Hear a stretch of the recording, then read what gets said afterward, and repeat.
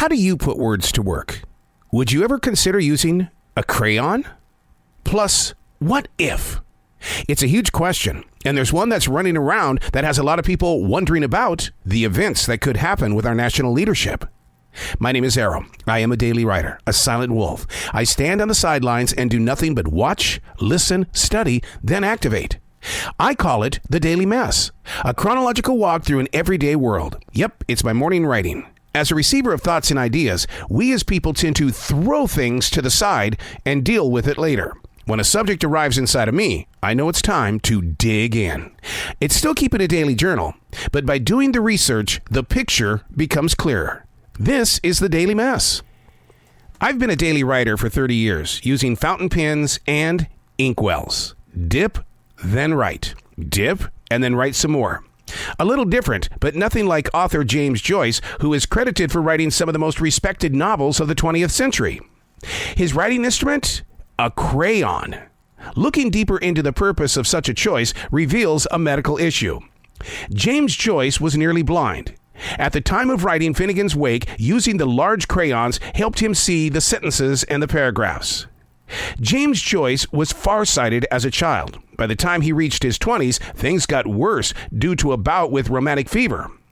The transitions in his life included him laying on his stomach and writing books.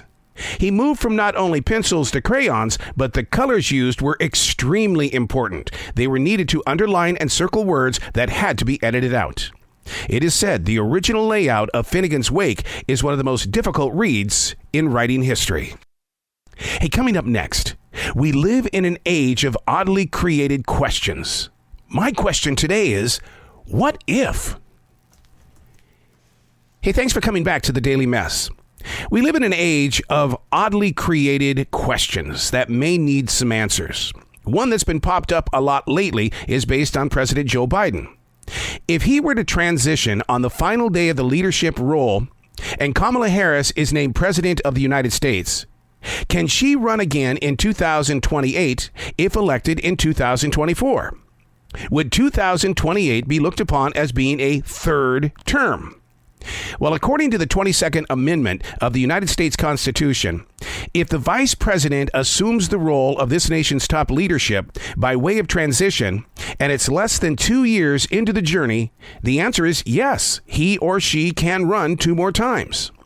Now, the closest time that something like this actually took place was in the years after President John F. Kennedy, where Lyndon B. Johnson was named president.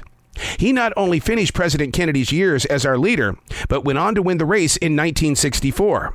As 1968 grew closer, the Texas man saw it as another reason to run, but his popularity was badly injured due to the Vietnam War. So he elected to drop out.